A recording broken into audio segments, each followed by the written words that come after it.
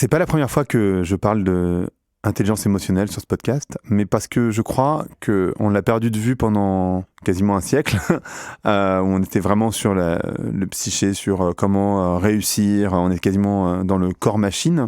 Et puis aujourd'hui, on voit bien que ça revient de manière assez forte. Et aujourd'hui, je reçois Christophe Haag, qui est docteur et chercheur en psychosocial, qui est également professeur à l'EM Lyon, donc qui est une école de commerce. Et lui, il a une expérience un peu particulière, puisqu'il est allé à la rencontre de survivants de crash ou d'expéditions dans les montagnes. Il a été à la rencontre d'astronautes, de négociateurs du RAID, mais aussi de réalisateurs de films à Hollywood. Et avec Christophe, on parle de bilan émotionnel. Comment faire son bilan émotionnel, comment développer son intelligence émotionnelle. Donc je vous laisse avec cette conversation. Allez, Vlan, c'est parti.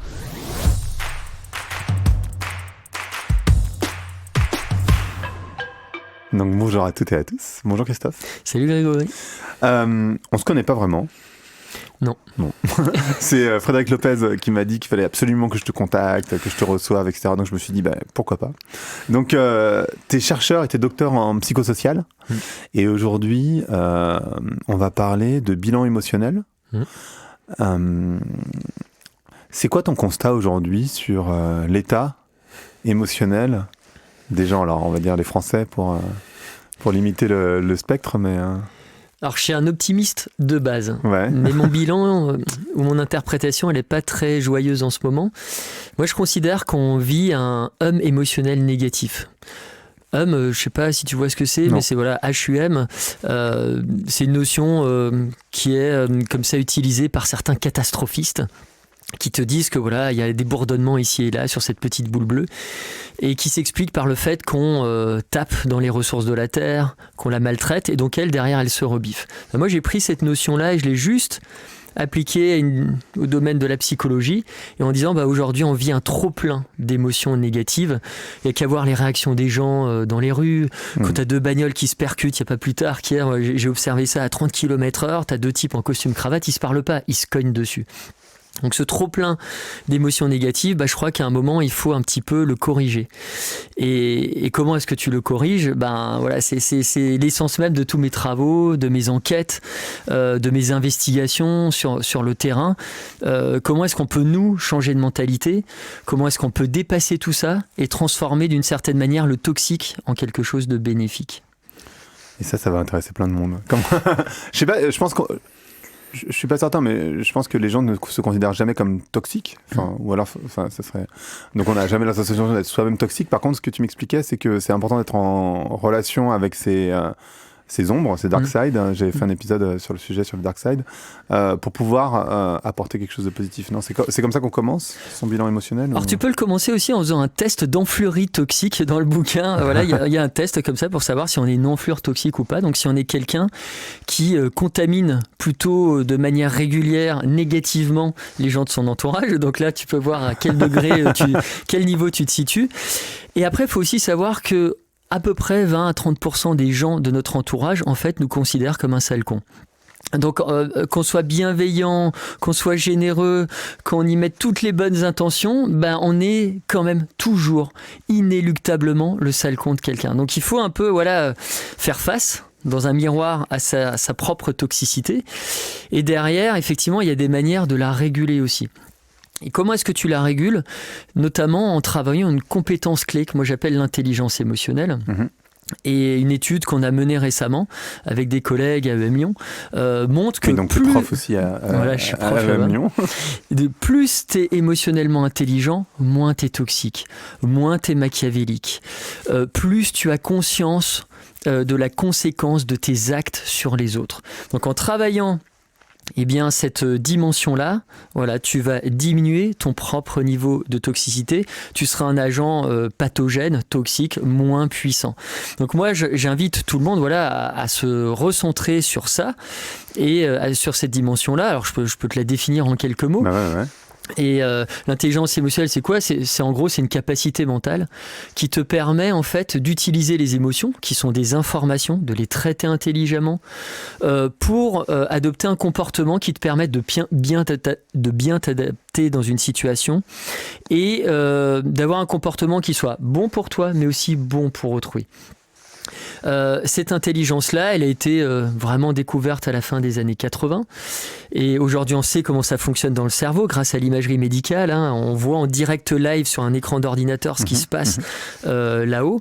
Donc grâce à toutes ces découvertes en neurosciences, en psychosocial, en psychoclinique, aujourd'hui, on est vraiment en mesure de se dire voilà comment ça marche et voilà comment est-ce qu'on peut muscler, même si le cerveau n'est pas un muscle, muscler en fait cet atout dans la vie. Et en gros, comment ça marche ? Je vais te raconter une petite anecdote. Il y a quelques années, avec un collègue à moi qui est prof en Californie, on avait décidé d'étudier des réalisateurs de cinéma à Hollywood. On s'amuse comme on peut dans ce métier. Et donc, on en avait suivi 7 à la culotte. Et t'en avais un particulièrement qui nous avait marqué. Donc, ce type-là, j'ai pas le droit de donner les noms, mais je vais donner 2-3 petits indices. Mais cette personne-là, donc réalisateur assez connu, on était à mi-tournage, était face à une situation assez inédite pour lui et très émotionnellement bullante. Donc le type, à mi-tournage, il est averti, informé que son actrice principale, elle-même très connue, est sur le point de quitter le plateau de tournage, de démissionner. Donc elle avait commandé une limousine à l'arrière du plateau de tournage qui l'attendait, et juste avant qu'elle rentre dedans, lui se précipite vers elle, il fait « Attends », etc.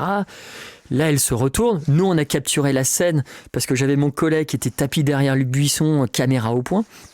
Et là, il lui dit mais qu'est-ce que tu fais ? Elle lui jette un regard noir et là, pendant à peu près 1 minute, elle lui vomit toute sa haine. Elle lui dit que c'est un incapable, qui fait des erreurs de gestion, qui sait pas faire de la rétention des talents. Que l'actrice secondaire avait une loge plus grande que la sienne. Tu vois, comme quoi, quelquefois, tu as des stéréotypes qui sont vrais, donc ça l'a fortement agacée. Bon, bref. Et là, on fait un zoom sur son visage au réalisateur qui se prend tout ça dans la tronche. Et on observe d'abord un petit rictus de satisfaction. On se dit, mince, on a pourtant contrôlé tout un tas de paramètres. Le type, il n'est pas sadomaso, il est plutôt psychiquement équilibré. Pourquoi est-ce qu'il sourit à ce moment-là ? Et peu à peu, ce sourire, il s'estompe. Tu vas comprendre pourquoi je te raconte tout ça. Et derrière, on voit que sa mâchoire se serre, ses sourcils se froncent, etc. Bon, bref, là, il expérimente de la colère. Et là, il fait un pas de plus. Il s'invite dans le jardin privatif de cette actrice. Donc voilà. Il rentre dans sa zone. Il réduit la distance de proximité. Et là, il se met à l'engueuler. Colère. Et là, on zoome sur elle, et en quelques secondes, on voit son visage qui se transforme et qui adopte un peu, tu sais, les expressions faciales du chat dans Shrek, quand il a fait une bêtise. Tu vois le truc ? Tout désolé et tout. Ouais. Et là, d'un coup, elle reprend timidement la parole, alors qu'il était encore en train de lui passer un savon. Et là, elle lui dit, ouais, en fait, j'ai merdé. Excuse-moi. Tu peux compter sur moi pour la deuxième moitié de tournage. Je vais être à 300% avec toi et je vais m'investir à fond. La scène se termine comme ça, elle reste. On va voir quelques semaines plus tard le réalisateur. On lui montre l'image. Bon, déjà, il avait un souvenir assez vivace du truc. Parce que quand c'est émotionnellement bulant comme ça, généralement, ça laisse une trace dans ta tête et dans tes zones mémorielles. Et là, il nous dit, il s'est passé un truc. Et ce truc-là, c'est que ça va t'aider à comprendre comment l'intelligence émotionnelle fonctionne. Et là, il te dit, en fait, pendant qu'il était en train de me vomir sa haine, il y a comme une espèce d'image qui s'est superposée entre son visage et mon visage. Et cette image mentale, c'était un vieux souvenir de quand j'étais ado. Et quand j'étais ado, je faisais partie d'un des gangs les plus dangereux de Los Angeles. Et j'ai ce souvenir je me baladais une après-midi avec mon père sur l'avenue principale de LA. Et là, il y a une bagnole qui déboule, les portes s'ouvrent, on se fait kidnapper tous les deux par des membres du gang rival. On est ligoté après dans un petit studio de 25 mètres carrés, dos à dos comme Indiana Jones, père et fils, sur 2 chaises, avec nos geôliers qui se pointaient toutes les 15 minutes avec un flingue qu'on nous mettait sur la tempe. Donc là, à nouveau, émotionnellement bulant. Et il dit, balade, situation inédite, je savais pas quoi faire, mais très émotionnel. Mais j'avais un autre souvenir. Et ce souvenir, alors là, je m'adresse à des gens un peu vieux. Autre souvenir, c'est une réplique de Huggy les bons tuyaux à Hutch, qui disait, tu sais, Hutch. Donc dans Starsky Hutch, cette série populaire des années, 70 datée au même. carbone 14 maintenant. Et Huggy les bons tuyaux qui disait à Hutch, tu sais, Hutch, 9 fois sur 10, quand un type te braque dans la rue avec une arme, il va pas appuyer sur la détente. Et il se souvenait avoir lu dans un magazine qu'en fait les répliques de Huggy les bons tuyaux étaient co-écrites par des criminologues, des psychologues, etc. Donc il y avait un fond de vrai là-dedans. Et donc quand il était face à ses geôliers, avec le flingue sur la tempe, donc c'est pas lui qui a le pouvoir dans cette situation-là, Non. Et ben il s'est mis à croire, en fait, Guy les bons tuyaux, à dire ok, là, à l'intuition, à l'instinct, ben j'y vais. Donc il s'est mis à adopter un comportement de défiance, à insulter ses geôliers, à leur cracher au visage, et de manière surprenante, lui et son père furent libérés au bout de quelques heures. On refait un saut dans le temps. Qu'est-ce qui s'est passé d'un point de vue de l'intelligence émotionnelle ? Quand tu es dans une situation inédite, là je reprends le cas lorsqu'il est face à son actrice démissionnaire, que tu n'as pas l'expertise technique pour régler le problème, mais que tout ça est très émotionnellement bulant, eh bien ton cerveau va chercher à toute vitesse, en quelques millièmes de seconde, va trifouiller dans un album photo de souvenirs émotionnels, de choses que tu as vécues, une situation à peu près analogue, avec des caractéristiques communes. Là, dans les deux cas, tu as quelqu'un qui te menace, dans les deux cas, il y a une question de viabilité. Dans un cas, c'est une question de vie ou de mort.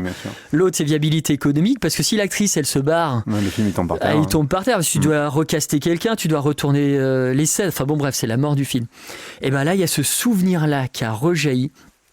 Le petit rictus de satisfaction, c'est le cerveau émotionnellement intelligent qui te dit « Eh oh, j'ai la solution en magasin. » Donc je t'invite à répliquer ce comportement gagnant du passé.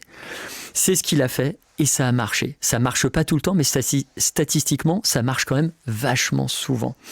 Donc quand vous êtes dans des situations qui vous surprennent, vous n'avez pas pu vous entraîner, etc., que c'est très émotionnel, et que vous avez suffisamment de bagou, de vécu dans votre vie, eh bien votre cerveau va pouvoir se servir de plein d'univers différents, de plein de souvenirs émanant d'ici ou là. Et tout ça, ce sera aidant.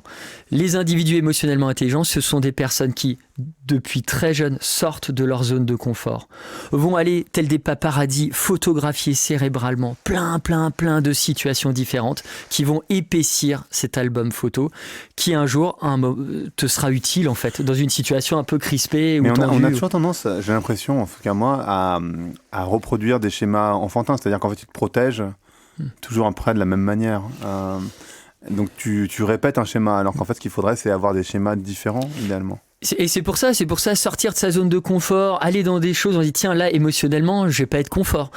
Ça va être, il y aura peut-être de la frustration, il y aura peut-être de la colère, il y aura peut-être de l'angoisse, il y aura peut-être de la culpabilité, il y aura peut-être même de la honte à aller dans cet univers-là.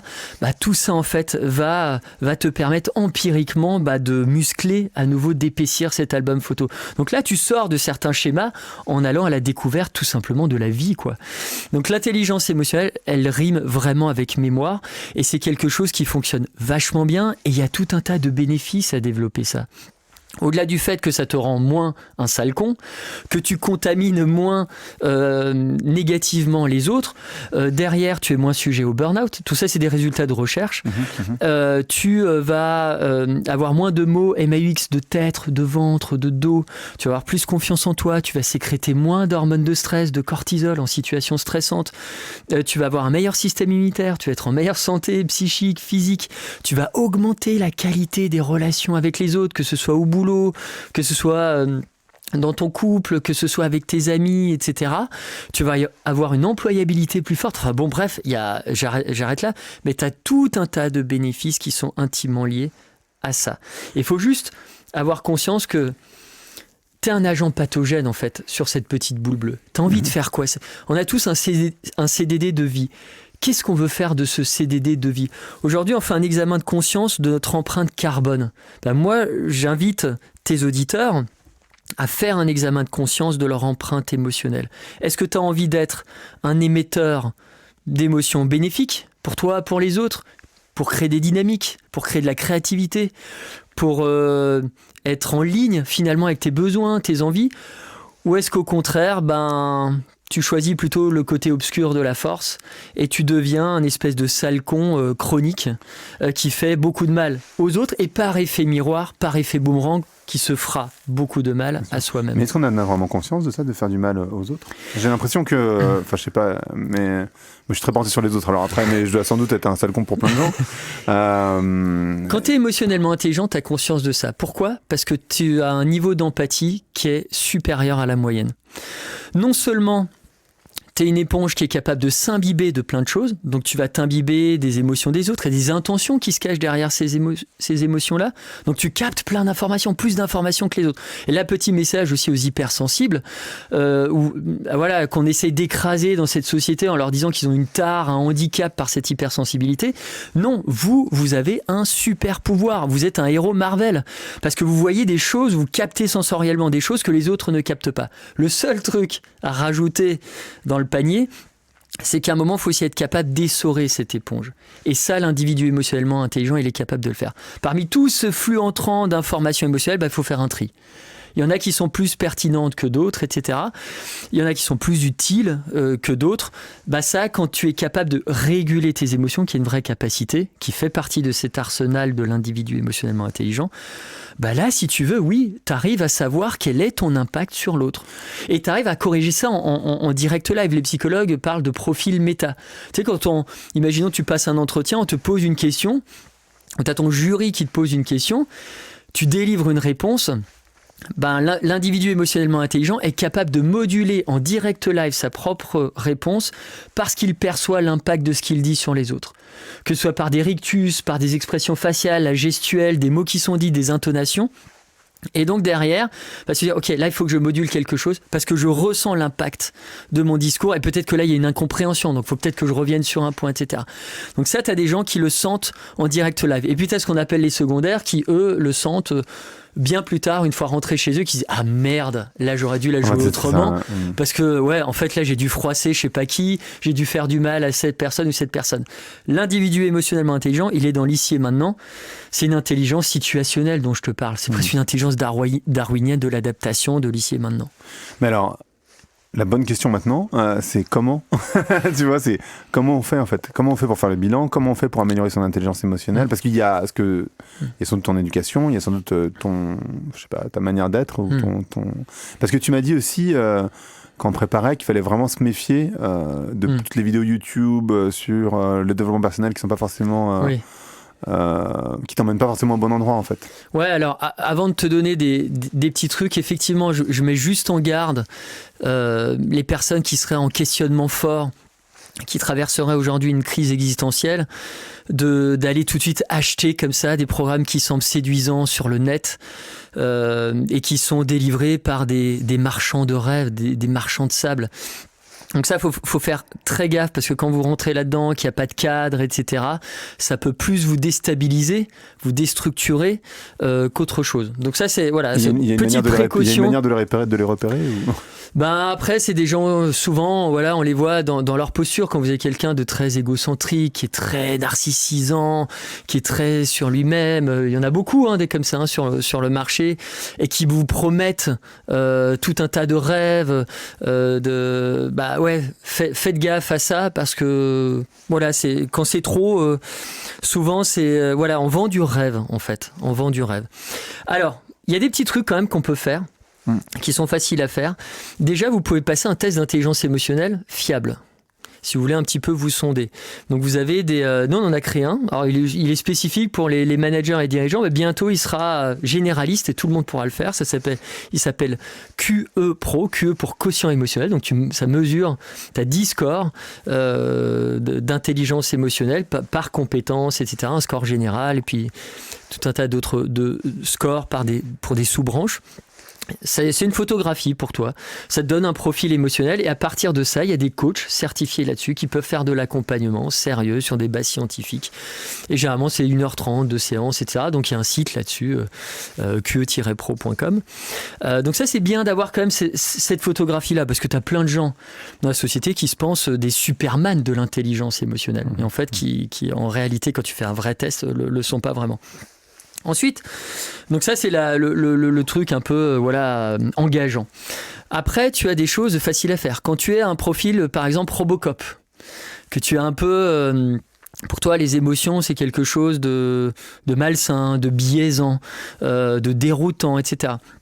Là, tu dois un peu travailler ton côté aussi empathique. Tu dois être un meilleur récepteur, tu dois un peu plus t'ouvrir. Il y a des recherches qui montrent qu'il suffit pour ça, par exemple, de lire des romans de fiction. Parce que dans des bon roman de fiction. Alors ça peut être le Caméléon de Tchekhov, comme ça peut être du Marc Lévy, enfin il n'y a aucun. Mais derrière, c'est t'as la psychologie des personnages qui est décrite, qui souvent vient de la tête du réalisateur qui l'a soit observé, soit vécu lui-même, donc il y a une espèce de fond de vérité là-dedans. Et bien ça te permet aussi d'épaissir l'album photo dont je parlais précédemment, parce que c'est tu vas avoir tes neurones miroirs, la paparazzi, qui vont aussi capturer ça comme des expériences de vie. Propre, et tu diras tiens, ok, là je suis un peu dans la même situation que ce personnage là, donc peut-être que je peux tenter ce comportement qui pour lui avait marché dans ce bouquin.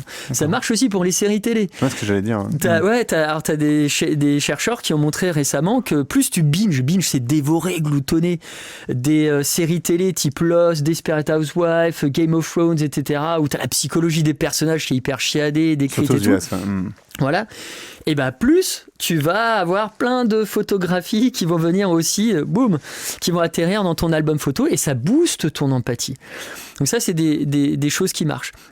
Moi, j'ai envie de dire, quand tu es face à un choix qui est difficile dans ta vie, que ce soit une reconversion professionnelle, ou un choix pour tes gamins, ou derrière par rapport à ton couple, ou par rapport...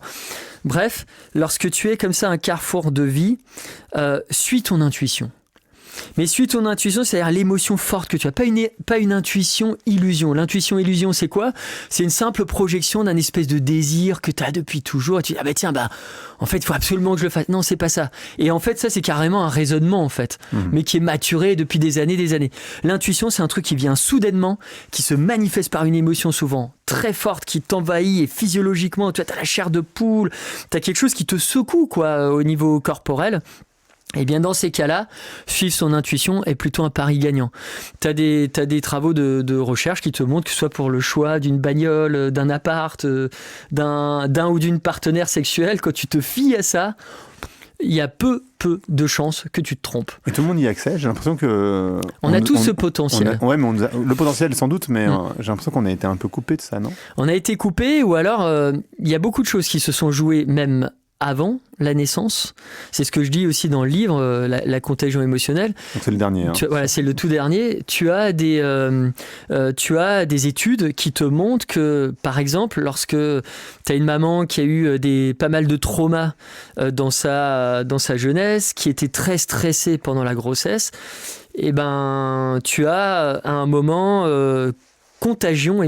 un phénomène de contagion émotionnelle qui s'opère, et tout ce stress-là va venir imbiber le petit être intra-utérin qui, à la naissance, lorsque tu auras ton bébé, sera beaucoup plus stressé que la moyenne. Ce qui va le limiter sur plein de choses, qui va ralentir son développement cérébral, corporel, etc., qui va figer certaines zones de compréhension émotionnelle. Donc, tu vois, t'as un vrai impact. Et tu vas culpabiliser les mamans, là. Alors, et les papas aussi, parce que là, il y a des études là-dessus qui montrent, et notamment sur des études sur des rats, qui montrent qu'effectivement, il peut y avoir transmission d'un espèce de patrimoine génético-émotionnel via le papa, et notamment via certaines séquences au niveau des spermatozoïdes, et où tu as transmission sur plusieurs générations. Donc là, il y a une espèce de parité dans la culpabilité. Donc à nouveau, on a une espèce de responsabilité aussi quand on veut avoir des gamins et tout. Il y a une espèce de...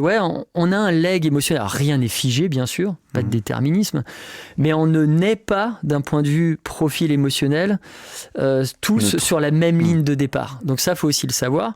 Et après, dans ton éducation, tu as des études qui montrent que quand tu as les deux parents qui ont un quotient intellectuel très élevé et un quotient émotionnel très faible, les gamins sont en règle générale très angoissés, ont peur lorsqu'ils anticipent le futur, etc.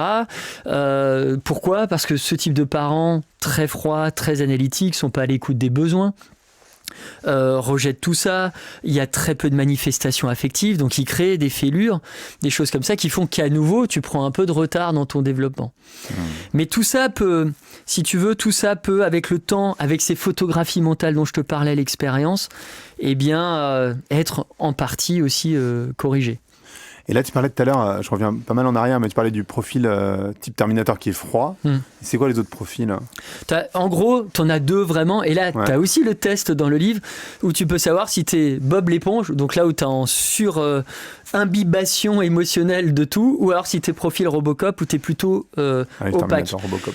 Et en fait, ce qu'il y a, c'est que l'individu émotionnellement intelligent, c'est presque, si tu vois, en fait, il faudrait que Robocop et Bob l'éponge se reproduisent et fassent un super être métissé qui sait à un moment quand il faut un peu se détacher des émotions, mais en même temps qui reste quand même connecté aux émotions parce qu'il en comprend l'utilité.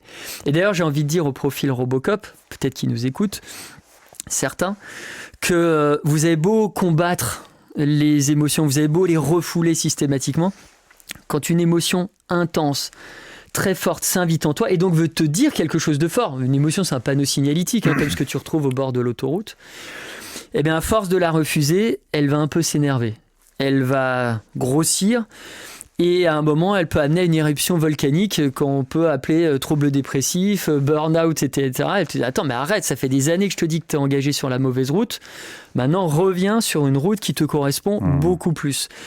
Et là pour illustrer ce point, il faut juste garder en tête, alors on a les références qu'on a, et moi j'ai beaucoup aimé ce livre, devenu un film qui s'appelle Jurassic Park. Alors je veux rien spoiler de l'histoire pour les gens, les quelques rares personnes qui n'auraient pas vu ou lu cette histoire-là, mais ça se passe plutôt mal à la fin, pour les méchants, on est à Hollywood.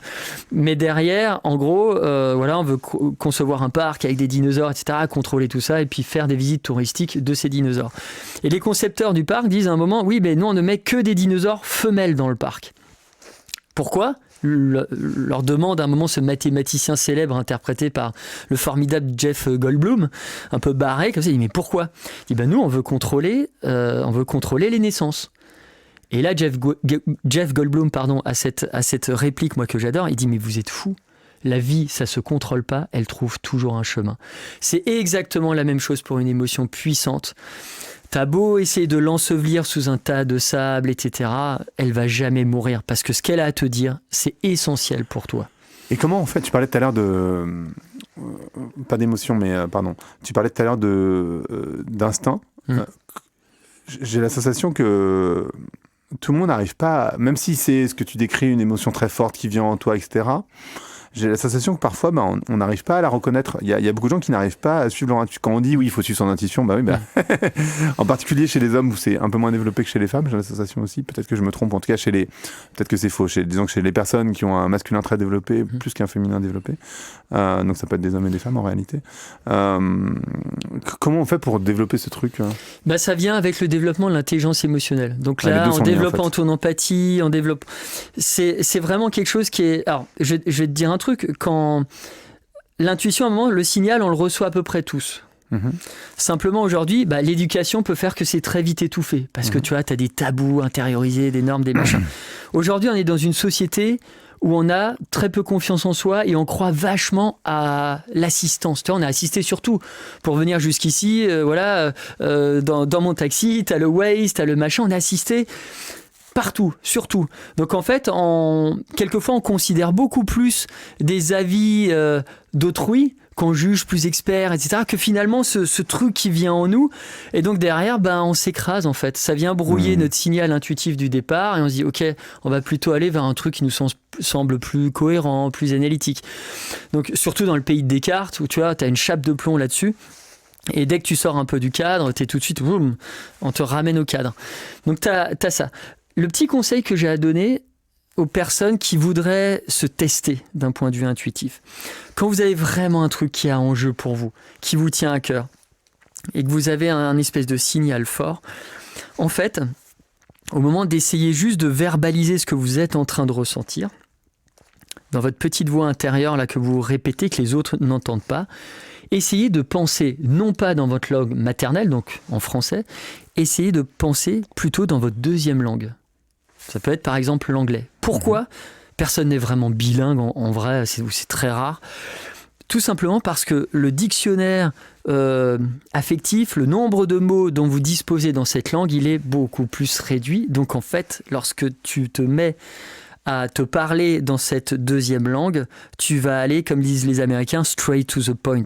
Il n'y aura pas tout un tas d'habillages, tu sais, qu'on retrouve dans le français, ou on met je sais pas quoi, des tournures de phrases, des choses un peu complexes, et qui t'éloignent à nouveau de ce premier signal intuitif.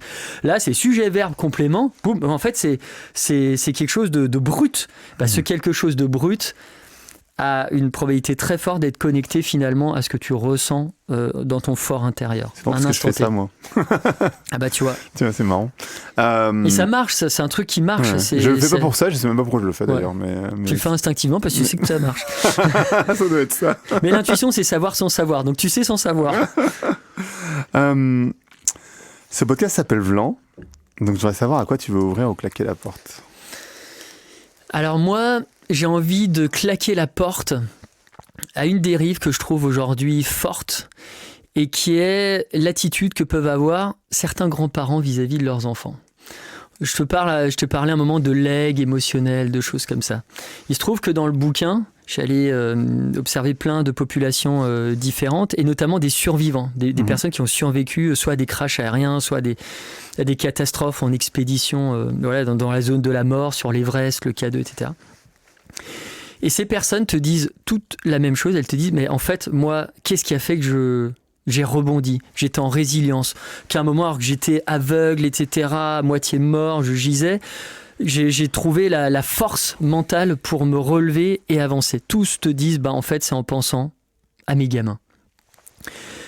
Et là, tu te dis, ok... Bon, j'ai pas à faire des gosses. Penser à mes gamins, ou alors, tiens, il y en a un autre. Ouais, moi, je pensais à mon père. J'avais qu'une seule envie, c'était de retrouver mon père. Tous ces liens affectifs que tu crées avec tes proches, ton cercle premier, alors c'est pas forcément, des fois, t'es dans des configurations où t'as pas de gamins, etc. Mais vraiment, les gens qui comptent, ce petit cercle affectif le plus fort.